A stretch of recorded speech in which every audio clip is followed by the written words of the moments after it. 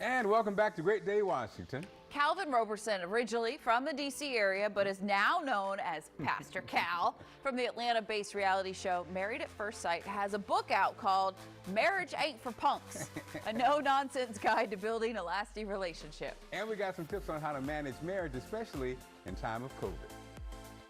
Pastor Cal, we are so happy to have you here. This has been an interesting time for couples being stuck at home together. You got 21 years, right, Mark? 21 married? years, yep. 5 years married here, and you say marriage ain't for punks.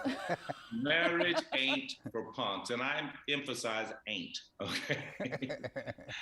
It's a real deal, man, and especially during the pandemic, people have seen an increased stress on their marriages. But interestingly enough, the divorce rate, I read a recent statistic that said the divorce rate actually slowed down during the pandemic. Wow. Well, people can't get to the lawyers.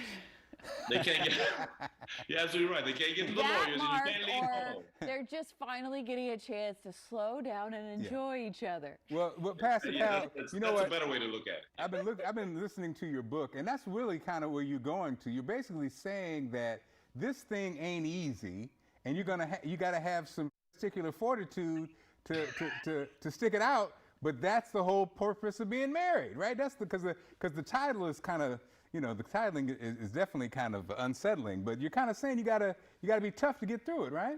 Absolutely. And the beauty in it is that, a lot of people look at marriage, and think that it's going to be all rainbows and bunny rabbits and Skittles at the end of the rainbow. But it's not. It's tough, but it's good work. It's good trouble, And so for those people who have the tools, who have the intestinal or particular fortitude to stay in there, the rewards are phenomenal. So in the book, we talk about, how to communicate, how to forgive.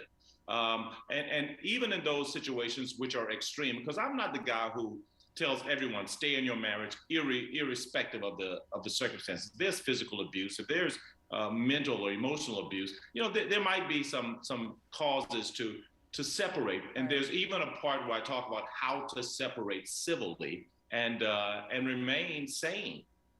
What would you say are, you mentioned communication, but some of the top reasons that you see that relationships do fail? Probably because we don't check in on each other as to when we have changed. I think that marriage is a constant evolution of personalities. I mean, you're not the same person you were last week, last month, last year, probably not last night. And so we see that what happens quite often in marriages is that people change. We change our tastes, we change our values, we even change our love languages. But we never really come together to discuss how we've changed. How do you feel now as opposed to how you felt before? And so this whole thing of change and knowing how to change, I've heard so many couples say, you're not the person I married. My response to that is good. That's great. You're not supposed to be the person you married. Everyone's evolving. So it's a matter of knowing when you're evolving and checking in to find out what's different now. So what, it's interesting, Pastor Kyle. I think you're giving us some insight into this married at first sight piece, because you're basically saying, since you guys really don't know each other and that's the expectation, then there's a way you can manage the relationship. I'm on to you, sir. I've been found out. Yeah. Yeah, and you got a point, man. The beauty in Married at First Sight is that we start with the commitment. We start with the commitment. Think of it as a new take on arranged marriages. We start with a commitment, and then you have to build from the commitment.